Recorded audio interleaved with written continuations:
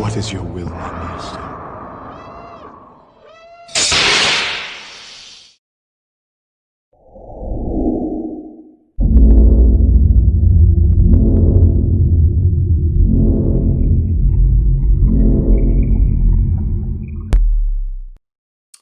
What's up, Sir Peanut Butter? This is a double demo for both of your sabers. You got a Starfall saber right here, and then I've got your Korbanth Depa saber right here. And we'll go over this one first in no particular order, but I just have this one in my hand.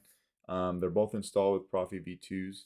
They both have CC sabers in there for your lit PCB, and they both have removable chassis setups that I did utilizing Smuggler's Outpost Switch Pixel PCB set, right? This one is a one button setup, so that gold switch right there, that's going to do everything for you. What you want to do is just open up your pommel. I did take the static pommel off here and I put the vented one on, so the static one will be in your box and it will go back out with the saber, obviously. But when you take that off, you'll see your chassis right there. It will slide out right in your hand just like that. And then here's your chassis, right? So your Proffie board, you've got easy access to your micro USB and your SD card without moving this board. So you don't have to pop it up, right? Then you've got a removable battery setup in here as well. So spring side over here, 28 millimeter Smuggler's Outpost Elite speaker. And then this is the female portion of the Switch Pixel PCB set. I like to always, when I'm doing these, put the PCB that's, I don't know if you can barely see that. I like to put the PCB that's got all the 14 pins in it inside the saber, so it's always protected and nothing happens to those pins. This one you can kind of toss around a little bit and it can take a little bit of a beating. Not from 3 feet, but I mean, it could take more of a beating than these 14 pins. So that's typically what I'll, something I like to do, and you'll find that on both of these sabers. It's consistent. So we'll throw a battery in this guy. Each of these have the stock font package on them because I know you'll be doing your own thing. So just throw the battery in, just throw it in your saber, and then we'll screw down your pommel. And then that will engage all of those pins in there.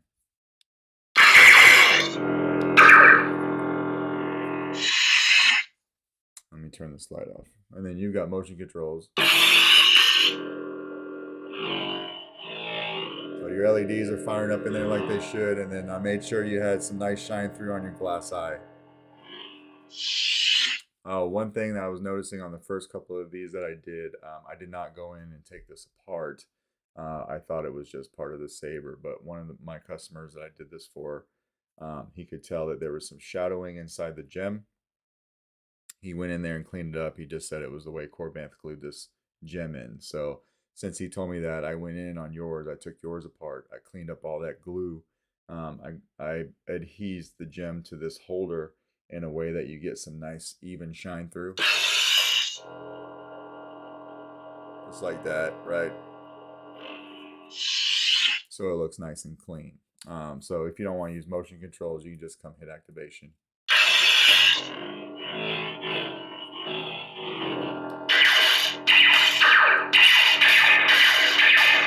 If you wanted to not twist off, you could just hold this down to turn off.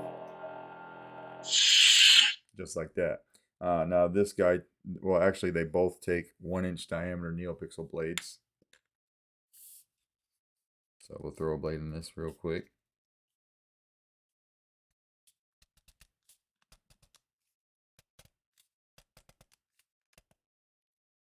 Your blade retention screw is right here, if you can see that.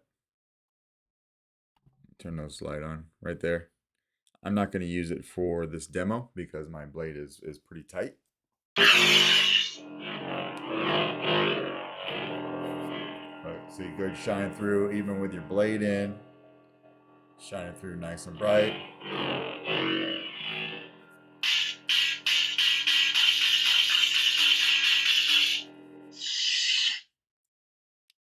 Smooth gray.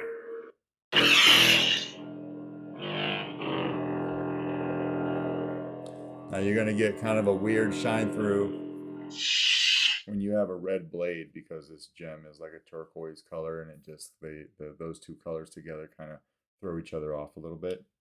Smooth fuzz. See what I mean? It's not quite like the red wants to shine through, but it's trying really hard. But this thing is super loud, nice and sturdy.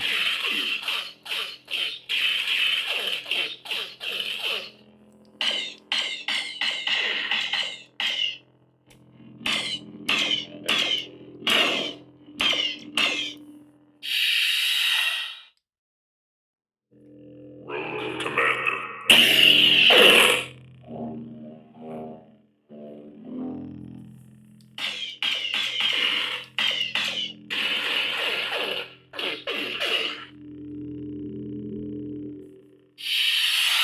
Go ahead and take the blade out of this guy.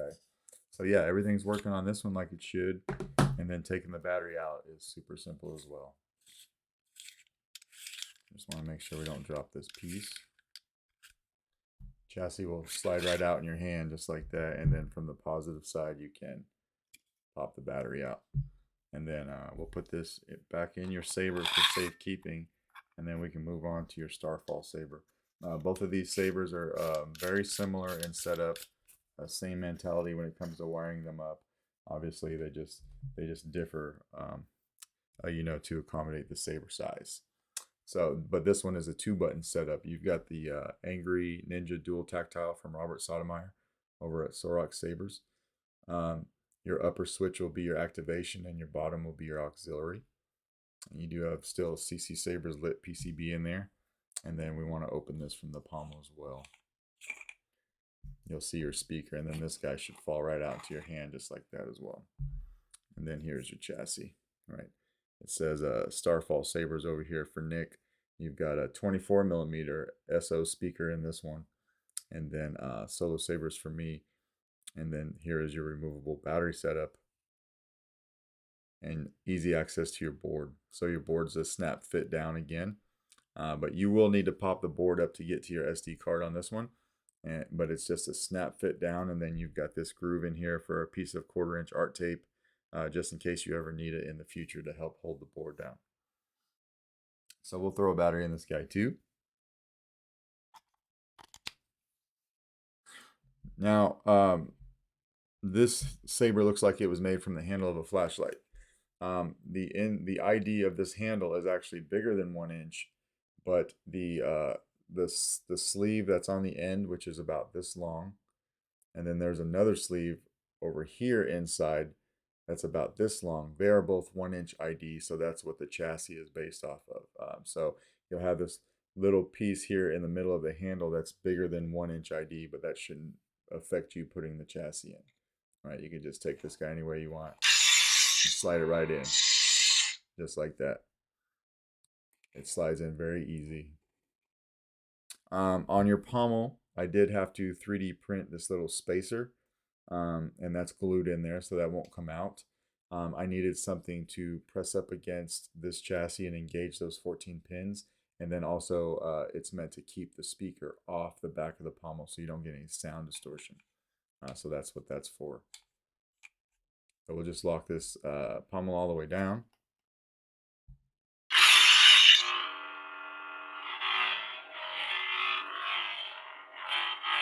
Motion control is working good, right?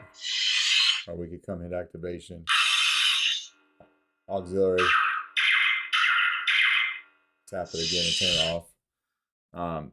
This thumb screw right here is your blade retention, so that's what we'll use. This takes a 1 inch diameter blade as well. I think I said that already though. One thing to mention, using the thumb screw is fine, but this set screw right here, you don't want to mess with that. That was in there already, so I utilized that to hold my upper chassis piece that holds your main PCB and your SO PCB down here. It's all one piece, and it's clocked for the distance correctly and locked down to make contact with the chassis, but then also allow this pommel to be screwed in all the way. So you don't want to loosen that because it will throw everything off.